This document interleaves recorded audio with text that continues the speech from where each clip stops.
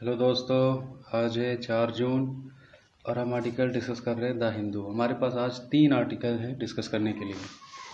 तो सबसे पहले आज का कोट्स, द ग्रेटेस्ट जिहाद struggle striving is to battle your own soul to fight evil within your selves. तो देखिए, जिस तरीके से जिहाद वर्ड को बहुत ही ज़्यादा मिस इंटरप्रेट किया जाता है, गलत तरीके से डिफ़ाइन किया जाता है, लेकिन वो जो जिहाद का नाम लेकर के मासूमों की हत्या करते हैं, उन व्यक्ति को भी पता नहीं है कि जिहाद असल होता क्या है। तो प्रोफेट मोहम्मद सल्लल्लाहु अलैहि वसल्लम से फरमाते हैं, सबसे बड़ा जिहाद इंसान का अपने नफ्स से है, अपने आप से है। किस बात से है? अपने आप से। अपने आप से है कि उसके अंदर जो सिंस है, जो बुराइयां हैं, जो खामियां हैं, उसको दूर करना। और इसे दूर करना ये सबसे बड़ा जिहाद है। अपने आप को अच्छा बनाना, अपने कमियों को तराशना, अपने आप को सक्सेस की ऊंचाइयों तक पहुंचाना, अपने आप को इतना काबिल बनाना कि दूसरों के काम आए, लोगों के काम आए। तो ये सबसे बड़ा जिहाद है, ना कि वो जिन पर मासूम, बेगुनाह, बेबस, मजबूर, कमज़ोर, लाचार व्यक्ति की हत्या की जाए। ये बिल्कुल नाइंसाफ़ी है, मिस इंटरप्रेट है, और वो बिल्कुल गलत है। वो पार्ट नहीं है, दीन का वो पार्ट नहीं है। तो चलिए 3 टॉपिक आज डिस्कस करेंगे। तो सबसे पहला, जीएस पेपर 2 में ये काम आएगा, welfare schemes vulnerable sections of the population by the centre and the state. तो वेलफेयर स्कीम जो state government, central government population welfare के लिए जो लागू करते हैं, उसके बारे में बात करेंगे। तो यहाँ पर free power supply, free power supply क्या होता है? फ्री पावर सप्लाई की राज्य सरकार जो किसानों को फ्री में पावर सप्लाई देती है, जिससे कि वो खेतों की सिंचाई करते हैं। विशेष तौर पर ये किसानों के लिए होता है कि उनकी सिंचाई व्यवस्था के लिए मुफ्त में उनके लिए ये सब प्रावधान किया जाता है। तो अब बात क्या है कि फ्री पावर सप्लाई के खिलाफ ये आर्टिकल है कि जब हम फ्री पावर सप्लाई करते हैं तो इससे क्या होता है कि पावर का मिसयूज होता है और बिल्कुल अंधाधुंध पानी का दुरुपयोग होता है, और इससे हमारे भूजल स्तर दिन ब दिन बहुत ही ज़्यादा नीचे चला जा रहा है। और ऐसे भी पानी की क्राइसिस बहुत ही ज़्यादा हमारे देश में बढ़ती जा रही है। 60% से ज़्यादा आबादी अब हमारी ऐसी जोन में है जहाँ पर पानी की दिक्कतें कहीं ना कभी किसी भी वक्त हो जाती है। ठीक है, ये नीति आयोग की रिपोर्ट में बताया गया था कि 40% से ज़्यादा इलाकों में 2025 तक पानी की अपार कमी देखने को मिल सकती है। ऐसे में फ्री पावर सप्लाई जो कि हम किसानों को देते हैं, इससे पानी का भी वेस्ट होता है, पावर का भी वेस्ट होता है, और पैसे का भी वेस्ट होता है। तकरीबन 33,000 करोड़ एनुअली जो है इसका नुकसान ही माना जाता है, क्योंकि ज़्यादा से ज़्यादा इसका उपयोग वो रिच किसान ही करते हैं।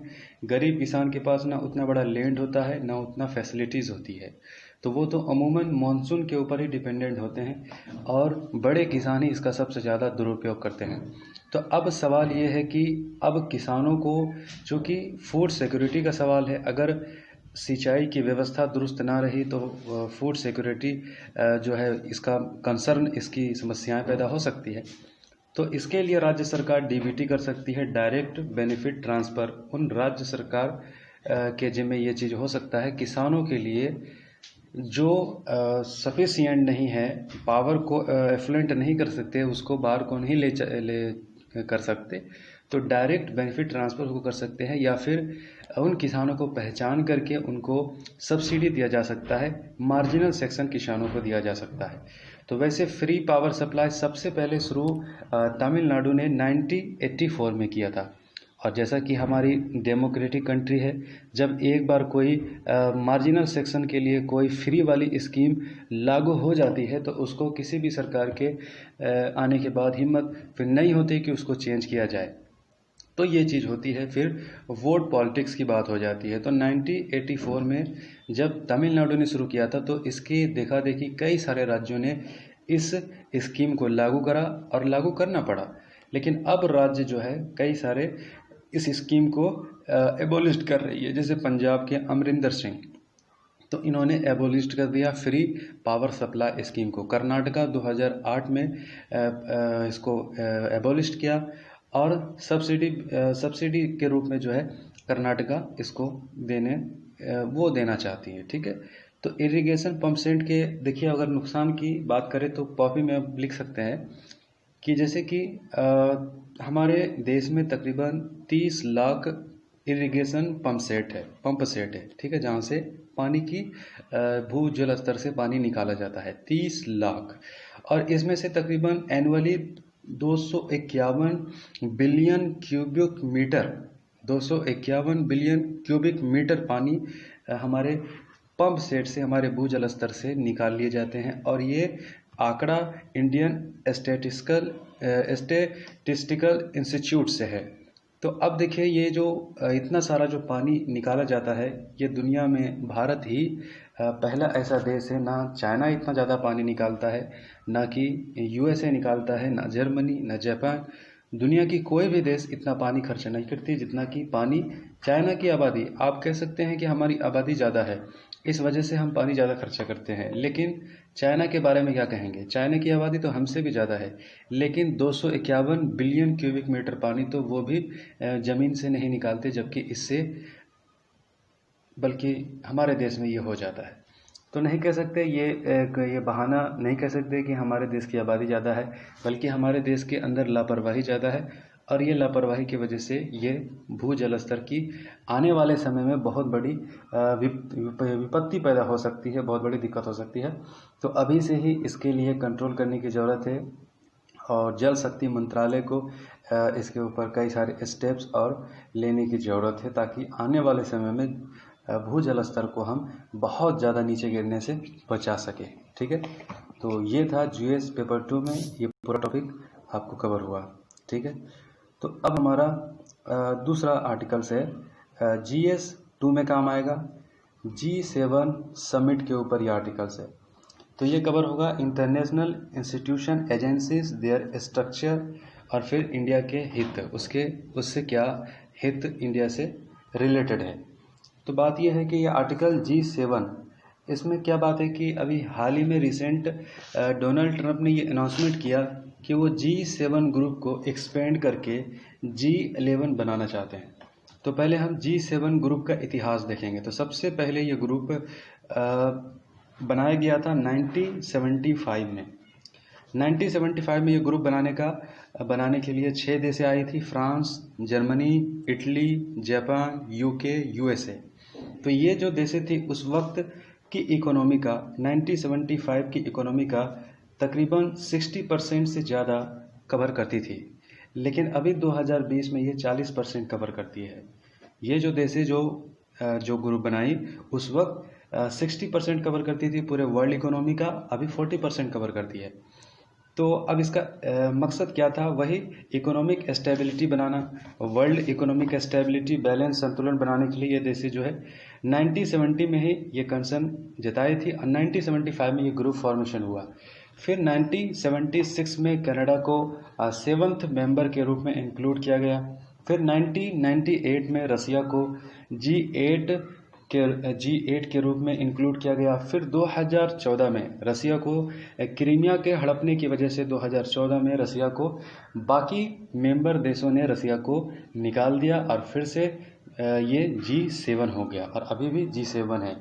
तो अब रिसेंट में क्या हुआ कि डोनाल्ड ट्रंप ने इस ग्रुप को एक्सपेंड करने की बात की, और कहा कि इस ग्रुप के अंदर कुछ नए मेंबर को ऐड किया जाना चाहिए, क्योंकि इकोनॉमिक बैलेंस के पर्पज़ से इस ग्रुप का बनाना मकसद था कि बड़े इकोनॉमिक जाइंट जो पूरे दुनिया में है वो ग्लोबली इकोनॉमिक बैलेंस, संतुलन बनाना, और पॉलिसी में, सब चीज़ में, तो इसके लिए ग्रुप का मकसद था। तो अब चूँकि ये 40% ही कंट्रीब्यूट करता है पूरे वर्ल्ड इकोनॉमी का, तो और भी बड़ी इकोनॉमी को इसमें ऐड किया जाए, जैसे इंडिया, रसिया। वैसे रसिया बड़ी इकोनॉमी नहीं है, लेकिन इसमें ये सुझाव है, साउथ कोरिया एंड ऑस्ट्रेलिया। तो सवाल ये है कि जब बड़ी इकोनॉमी को इसमें ऐड करने की बात है, तो आप देख सकते हैं कि इसमें चाइना नहीं है। अब चाइना के ना होने का कारण क्या है?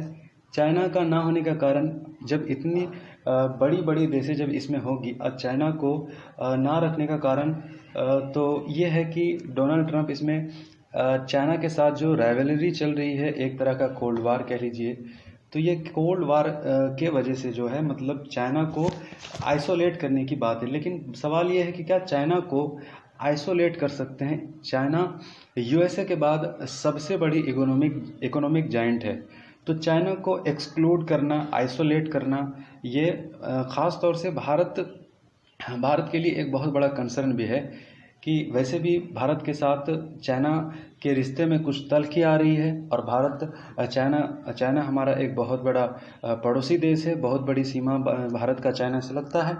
तो ऐसे में चाइना के साथ बहुत ही ज़्यादा दूर जाना रिश्तों में, और फिर एक स्टेज के बाद जबकि चाइना उभरता हुआ देश है, उभरता हुआ इकोनॉमिक जाइंट है, बहुत मुमकिन है कि आने वाले समय में यूएसए को रिमूव करके China world number 1 economic giant बन सकता है, सुपर ग्लोबल पावर बन सकता है। तो भारत को बहुत ही ज़्यादा ना कि यूएसए के करीब जाना चाहिए और ना ही बहुत ही ज़्यादा चाइना के साथ जो है दूरियां बढ़ानी चाहिए, एक संतुलन बनाने की कोशिश करनी चाहिए। अगर भारत इसमें शामिल होता है तो जिससे हमारे मोदी जी ने इस ग्रुप में शामिल होने के लिए वेलकम किया कि हम वेलकम करते हैं ट्रंप साहब के इस बात को। तो सवाल ये है कि ना भारत के लिए ये हित होना चाहिए कि भारत को ना चाइना से बहुत ही ज़्यादा दूर होनी चाहिए, तल्खियाँ ना बढ़ानी चाहिए, और ना ही यूएसए के बहुत ही ज़्यादा करीब होनी चाहिए, क्योंकि यूएसए हमारा रिलायबल पार्टनर नहीं है, और ना ही हमारा वो एक अच्छा रिलायबल पार्टनर हो सकता है। तो यूएसए के ज़्यादा करीब जाना भारत के लिए कभी भी अच्छा नहीं होता, और चाइना से दुश्मनी ज़्यादा लेना भी अच्छा नहीं है। और ये एक तरह का ग्रुप में शामिल होने की वजह से, जिसमें चाइना नहीं है इतनी बड़ी इकोनॉमी होने के बावजूद भी, तो ये एक ग्रुप जो है एक जो मकसद के लिए बनाई जाएगी फिर वो मकसद को पूरा नहीं कर पाएगी। और इसके समकक्ष जो एक ग्रुप है G20 में कई सारे बड़े जाइंट देश है और उसमें चाइना भी है। तो G20 के मुकाबला में फिर G11 की भूमिका वैसा नहीं रहेगी चाइना के बगैर, जो कि होनी चाहिए। तो ये भी एक कंसर्न है, ठीक है। तो ये टॉपिक देखिए क्लियर हो गया, ठीक है। तो अब हम GS2 में अब हम Indian parliament missing in action, ठीक है, तो इसके बारे में डिस्कस करेंगे। तो Indian parliament missing in action, इसमें क्या है?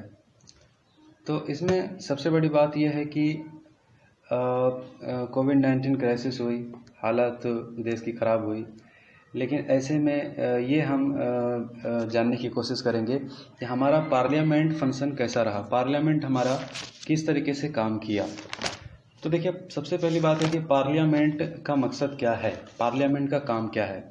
पार्लियामेंट का काम जब आपसे पूछा जाए तो आपके दिमाग में फ़ौरन ये बात आएगी, मेकिंग लॉ, कानून बनाना, एग्जीक्यूटिव डे बाय डे उसको इम्प्लीमेंट करना, डे बाय डे के अच्छे तरीके से इम्प्लीमेंट करना। तीसरा, ऑन गोइंग इशू पर डिस्कस करना, जो भी हालात जो कुछ चल रहा है। चौथा, उस पर डिस्कशन करना, मोशन, डिबेट, और फिर अकाउंटेबिलिटी, क्योंकि पार्लियामेंट में जो भी मेंबर बैठते हैं वो पब्लिक के द्वारा चुने जाते हैं, तो सिटीजन्स के प्रति उनकी अकाउंटेबिलिटी फिक्स होना, और फिर मनी एक्सपेंडिचर को जो है अप्रूव करना। तो ये सब पार्लियामेंट के फंक्शंस में है। लेकिन सवाल ये है कि अभी जो हमने कोविड-19 के वक्त में जो भी स्थिति हमने पार्लियामेंट के फंक्शन जो देखी, ये बिल्कुल नाकाबिले मतलब कह ले एक बड़ी डेमोक्रेटिक कंट्री के लिए बिल्कुल एक अच्छा खबर नहीं है कि हमारा पार्लियामेंट सेशन बिल्कुल भी नहीं हुआ, और बिल्कुल जो है जैसी फंक्शंस होनी चाहिए वो नहीं हुई। तो अब देखिए क्या क्या मतलब कमियां कह सकते हैं जिसके ऊपर जो है पार्लियामेंट डिबेट होना चाहिए। देखिए, पार्लियामेंट का ना मिलना क्या है? पार्लियामेंट का ना मिलना जिसमें कि मेंबर चुने जाते हैं, हमारे रिप्रेजेंटेटिव होते हैं, वो जनता के द्वारा प्रतिनिधित्व करने वाले होते हैं। पार्लियामेंट का ना मिलना डेमोक्रेसी के कमज़ोर बनाने जैसा है कि अगर पार्लियामेंट अपने करंट इशू को एक सहमति के साथ मल्टीलेटरल एक दूसरे के साथ टॉक करके, एक बेहतरीन टॉक करके अगर उस चीज़ को, समस्या को समाधान नहीं निकालती और यूनिलेटरली फैसले लेती है, तो फिर डेमोक्रेसी के जो सेंटिमेंट होता है, जो स्पिरिट होता है, उसको बहुत ही धक्का लगता है। तो अब देख लीजिए कि डिजास्टर मैनेजमेंट एक्ट 2005, ये एक्ट क्या था? हमारे 3 लिस्ट है, union list, state list, concurrent list, residuary list. लेकिन 2005 का ये कानून रेजिडरी लिस्ट से बनाया गया था, जिस पर स्टेट गवर्नमेंट भी बना सकती थी। और इस कानून में क्या है कि नेचुरल डिजास्टर के स्थिति में जो है पावर को जो है रेगुलेट कर सकती है सेंट्रल गवर्नमेंट, इसके ऊपर जो है रेगुलेट करेगी और सारे को अनुसरण करना पड़ेगा। लेकिन 2005 के इस आर्टिकल्स को 1897 के एपिडेमिक एक्ट्स को नज़रअंदाज किया गया और इसको उस तरीके से जो है यूनिलैटरली, जैसा कह ले कि एक तरफा, मतलब स्टेट गवर्नमेंट के हितों को मतलब उनके एडवाइस को और उनके पावर को जो है नज़रअंदाज थोड़ा किया गया। तो इसके ऊपर देखिए क्या होना चाहिए, पार्लियामेंट में डिस्कशन होना चाहिए था और हो सकता था इसके लिए कोई एक अच्छा, मतलब आप जैसे कि लॉकडाउन बढ़ रहा है, ठीक है, लॉकडाउन बढ़ा रहे, कोई चॉइस नहीं है, ठीक है, इसके ऊपर कोई लॉ भी नहीं है, ठीक है, तो एक लॉ भी आप जो है पास कर सकते थे, इसको किस तरीके से रेगुलेट करना है, कोविड-19 को किस तरीके से ट्रेस करना है, आगे किस तरीके से बढ़नी है। तो सबकी सहमति के साथ जो है एक आप लॉ कर सकते थे, बना सकते थे।